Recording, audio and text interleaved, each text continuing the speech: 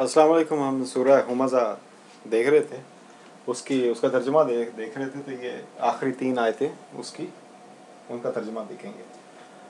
नारुल्लाहिल मुक़द्दा, अल्लाह की भड़काई हुई आग, वो आग जो अल्लाह के गज़ब की आग है। अल्लती, ये मुअन्नस के लिए आता है। अल्लती का मतलब वो, दैट, वो यानी वो आग। तत्तालिउ, ये मुअन्नस के का जो वर्ब होता है उसके शुरू में ते ज़बर ता आता है अगर सिंगुलर हो। तो ता है ती है के लिए, तो ये ती है। क्या ती है? ताला आ, ताला आ का मतलब तुलू होना, उठना, चढ़ना ऊपर की तरफ, यानी वो चढ़ती है।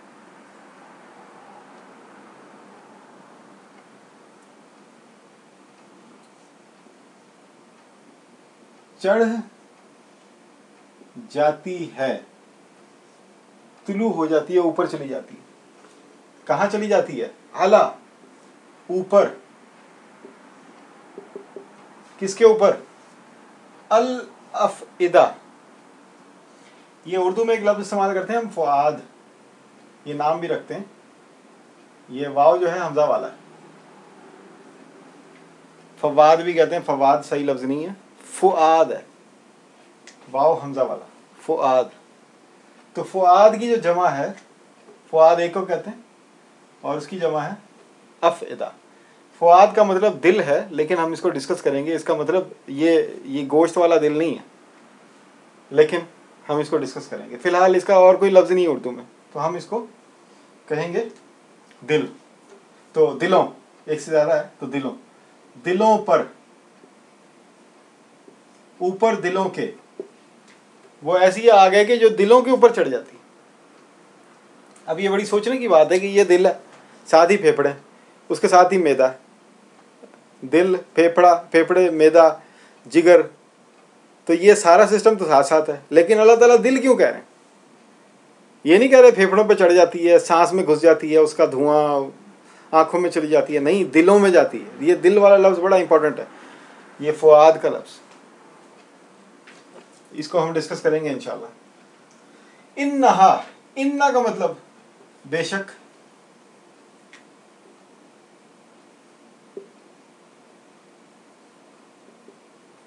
हा का मतलब वो, यानी वो आग।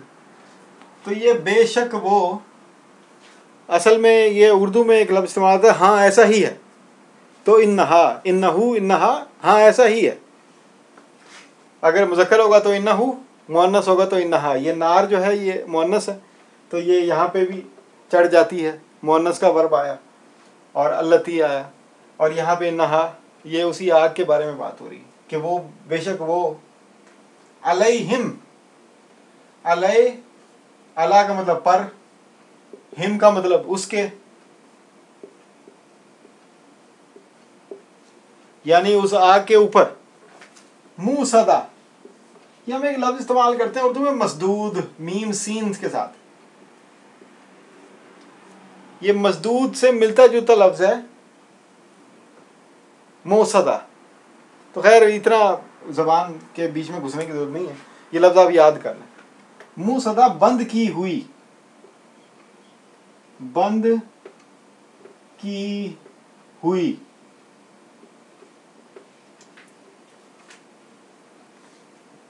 बेशक वो उसके ऊपर बंद की हुई आग है। यानी ये ऐसे है जैसे आप तंदूर में कुछ पकाते हैं, ये आप देगची के ऊपर ढक्कन रख देते हैं ना पकाते हुए, वो दम, तो ये दम वाला चक्कर है। ये आग है, अंदर गर्मी है, शिद्दत है, और उसके ऊपर बंद कर दिया कि बाहर ना निकले, वो अंदर ही अंदर पकती रहे, बढ़ती रहे। तो वो जो वैल का वो जो इलाका हुतमा है, हुतमा के अंदर अल्लाह की आग दिलों में चढ़ेगी, और उसके ऊपर निकलने का कोई रास्ता भी नहीं होगा, वो अंदर ही अंदर भड़कती रहेगी, बढ़ती रहेगी। अल्लाह ताला हमें अपने हिफ्ज़ मान में रखे। फी, अंदर। अब ये इस मोसदा की आगे एक्सप्लेनेशन आ रही है, कुरान का भी स्टाइल है ये। कि एक लफ्ज़ इस्तेमाल करते हैं, जैसे हुतमा का लफ्ज़ इस्तेमाल किया, आगे उसकी पूरी डिटेल दे दी। अब ये मुसद्दा का लफ्ज़ इस्तेमाल किया तो आगे उसकी डिटेल दी है। अभी किस किस्म की उसके ऊपर पैकिंग है, उसके ऊपर ढक्कन किस किस्म का है। फ़ी अमदिन, ये इमाद हम एक नाम रखते हैं, ये हमारी गलती है कि हम उसको अमाद कहते हैं। अमाद नहीं होता, इमाद होता है। इमाद, इमाद का अस्सलातु इमादुद्दीन, ये जुम्मे के खुतबे में मौलवी साहब कहते हैं कि अस्सलातु इमादुद्दीन, मन अकामहा फ़क़द अकामद्दीन वमन तरका फ़क़द हदमद्दीन, के सलात जो है वो दीन का सतून है। जिसने इसको कायम किया उसने दीन को कायम किया, जिसने इसको छोड़ दिया उसने तर्क कर दिया, उसने दीन को तर्क कर दिया, उसने दीन को गिरा दिया।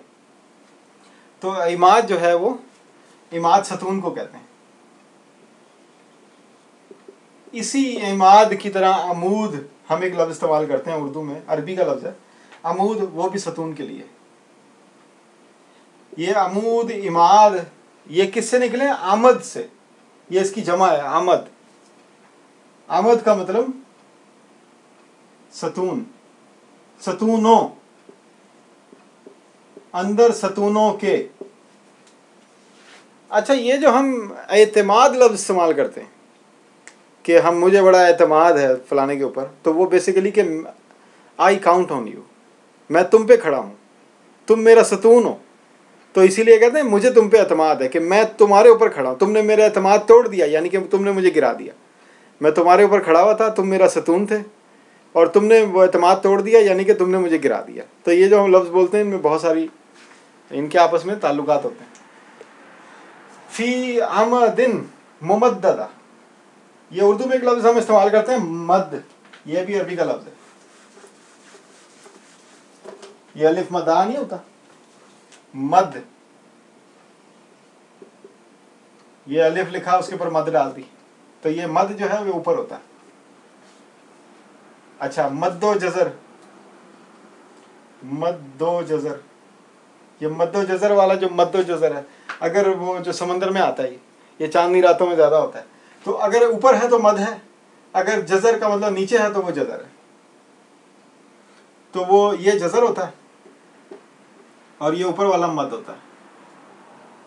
तो मद कहते हैं ऊपर को, उठा हुआ, बुलंद।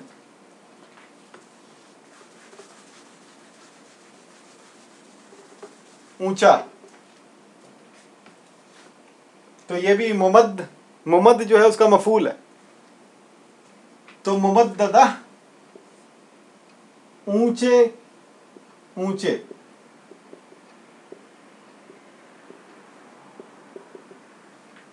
मद ऊंचे ऊंचे, अलिफ के ऊपर जैसे मद होता है।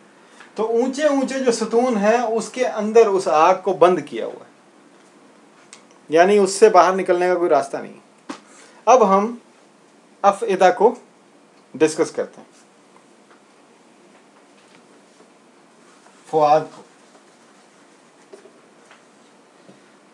अल्लाह ताला ने एक लफ्ज़ इस्तेमाल किया है कुरान में, सुल्तान। ये लफ्ज़ हम सुल्तान वैसे बादशाह को कहते हैं, वो सुल्तान का तर्जुमा भी अरबी से ही आया, इसका मतलब एक बादशाह भी है। लेकिन कुरान में ये लफ्ज़ बादशाह के अलावा इस्तेमाल हुआ है और जगह जगह इस्तेमाल हुआ है। हज़रत सुलेमान अलैहिस्सलाम के दरबार में जब हुदहुद गैर हाजिर हुआ तो आपने क्या फरमाया? आपने फरमाया कि मुझे हुदहुद नज़र नहीं आ रहा। अगर वो गैर हाजिर है किसी अपनी सुस्ती की वजह से तो मैं उसको ज़िबा कर दूँगा, और अगर वो मुझे कोई माकूल वजह बताता है तो फिर मैं उसको छोड़ दूँगा।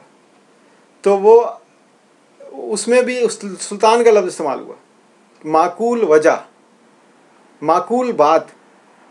ठीक है, अच्छा, अब माकूल बात, ऑथेंटिक बात, उसका आप तर्जमा देखें ऑथेंटिक। तो सुल्तान का एक तर्जमा हुआ ऑथेंटिक,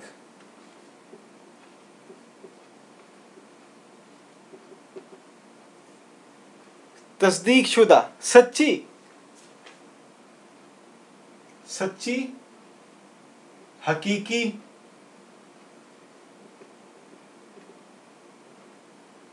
दुरुस्त। अच्छा जी, सुल्तान का एक तर्जमा तो ये हो गया। सुल्तान का दूसरा तर्जमा क्या हुआ?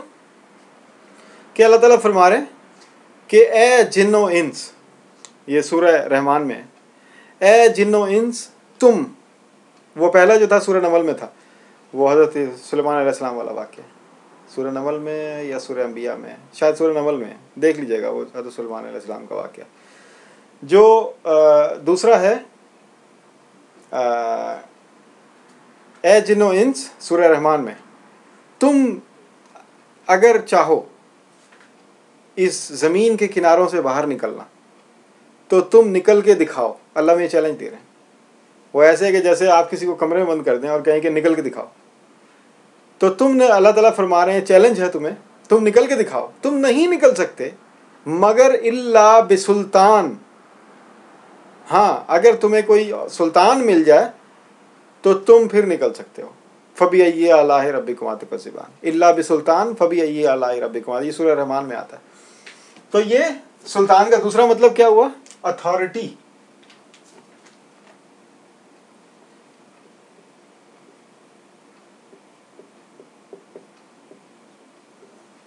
कुछ तर्जमा करने वालों ने कहा है कि शदीद ताकत, शदीद कुव्वत को भी सुल्तान का है, क्योंकि सुल्तान बादशाह होता है, सारी कुव्वत उसी के पास होती है। तो अथॉरिटी, ऑथेंटिक, उसके लिए सुल्तान का लफ्ज़ आया।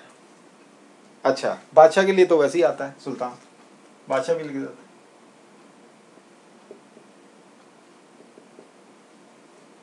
ये सुल्तान जो है पूरी कायनात में ये कहाँ से आ रहा है, ये अब हमें सोचना। पूरी कायनात में सुल्तान का जो मालिक है वो अल्लाह ताला की ज़ात है। अल्लाह ताला चाहे तो किसी को अथॉरिटी दे, तो चाहे ना दे। अल्लाह ताला की कही हुई हर बात ऑथेंटिक है, सच्ची है, दुरुस्त है। मखलूक हेर फेर कर जाती है, मखलूक उसको मुकम्मल बयान नहीं कर पाती, मखलूक के बयान में कमज़ोरी आ जाती है, उसके अमल में कमज़ोरी आ जाती है। लेकिन अल्लाह सुल्तान का मालिक है। जो अल्लाह की तरफ से जो अथॉरिटी आती है, जो अल्लाह की तरफ से ऑथेंटिसिटी आती है, उस ऑथेंटिसिटी को सुल्तान कहते हैं। अच्छा, अब अल्लाह की तरफ से तो आ रही है, अब हमारे जिस्म में, हमारी ज़ात में, हमारी रूह में वो कौन सी चीज़ है जो सुल्तान को रिसीव करती है? अल्लाह ताला अथॉरिटी दे रहे हैं, वो अथॉरिटी कहीं तो जाके फिट होगी ना। जैसे अल्लाह ताला ने हमें बसारत दी, बसारत का एक सेंटर है, वो क्या है? आँखें। हम कानों से नहीं देखते, हम आँखों से देखते हैं। तो अल्लाह ताला की हर चीज़ जो अल्लाह ताला ने हमें दी, उसका एक सेंटर है। अल्लाह ताला ने हमें कॉल, बोलने की सलाहियत दी, वो उसका सेंटर क्या है?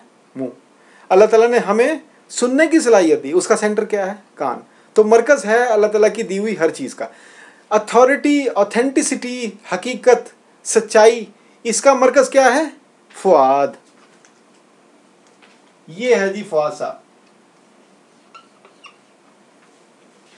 अब ये फुआद को हम आसान तर्जुमा जो उर्दू में कर सकते हैं वो है दिल। कि दिल के अंदर सच्चाई आ जाती है, दिल के अंदर हकीकत शनासी आ जाती है, दिल के अंदर दुरुस्तगी आ जाती है, दिल सीधा हो जाता है, दिल सलामती को मान लेता है। कल्ब सलीम का लफ्ज़ भी इस्तेमाल हुआ है। दिल मजबूत हो जाता है, अल्लाह की तरफ झुक जाता है, दिल अल्लाह के साथ राब्ता कायम कर लेता है। दिल को ही अल्लाह ताला ने अपना घर करार दिया। तो ये दिल जो है, अच्छा हम किसी को कहते हैं दिल से मान लो, हालांकि माँ, अगर मेडिकली देखा जाए तो हम कानों से सुनते हैं, दिमाग से फैसला करते हैं और या तो एक्सेप्ट कर लेते हैं या रिजेक्ट कर लेते हैं।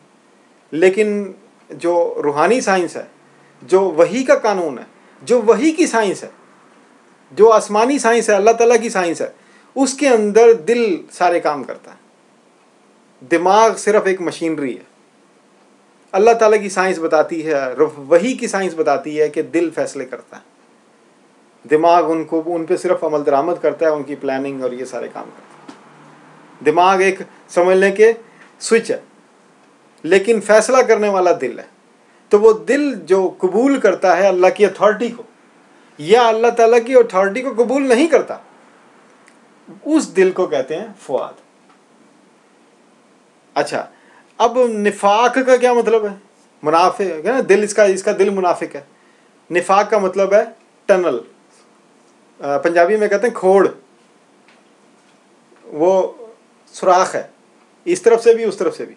टनल है, अंडरपास बना हुआ है, तो वो उसको उसके दिल के अंदर अंडरपास बना हुआ है, उसके दिल के अंदर खोड़ है, उसका दिल अंदर से खोखला है, वो कभी इस तरफ हो जाता है कभी उस तरफ हो जाता है, वो चाहता है तो इधर से परेशानी होती है उधर से निकल जाता है, उधर से परेशानी होती है इधर से निकल जाता है। टनल में भी ऐसी होता है ना, दोनों तरफ। तो ये दिल ही नबी करीम सल्लल्लाहु अलैहि वसल्लम ने फरमाया कि दिलों में स्याह नुक्ते भी पड़ जाते हैं, दिलों में ये हो जाता है, दिलों में, यानी दिल का मेन इंपॉर्टेंस है। उस दिल के लिए फवाद आया। अब उस, क्योंकि अल्लाह ताला का डायरेक्ट गज़ब है किस पे? दिल पे, उन सब दिलों पर जो कि हुमाजा लुमाजा इस पे और जमा अमालम वद्दा उसमें मुलवस हैं, उनके दिलों के ऊपर आग चढ़ेगी। अल्लाह ताला की नारुल्लाह उनके दिलों पर चढ़ेगी, और ऐसी चढ़ेगी कि उसके निकलने का कोई रास्ता नहीं होगा। इतने बड़े बड़े सतून होंगे, यानी कि वो चाहेगा अपनी भड़ास निकालना, अंदर भड़ास पैदा होगी ना, जब अल्लाह ताला की आग दिल पे चढ़ेगी तो भड़ास पैदा होगी। जब भड़ास पैदा होगी तो उसको निकाल नहीं सकेगा, निकाल नहीं सकेगा, यही उसका अज़ाब। तो अल्लाह ताला मुझे भी और आप सबको भी अपनी हिफाजत में रखे, और हमें हुतमा से, वैल से, अपने गज़ब से, बेसिकली जो बात है अल्लाह ताला अपनी नाराज़गी से हमें बचाए।